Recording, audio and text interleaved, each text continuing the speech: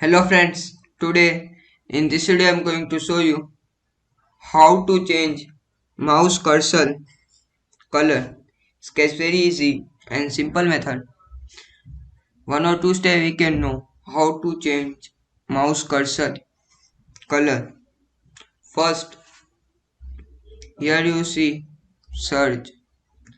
Click on it. Then here you type settings.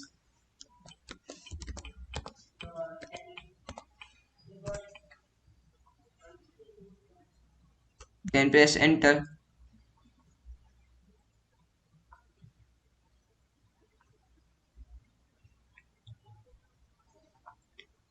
Then here you see accessibility. Click on it. Then here you see mouse pointer and touch. Click on it. Then here you see mouse pointing style.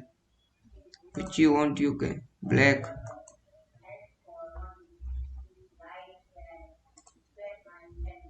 And custom. Which you want you can do it.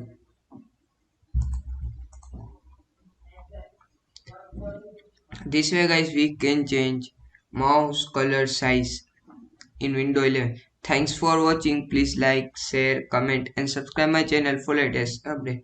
Please comment this video useful or not.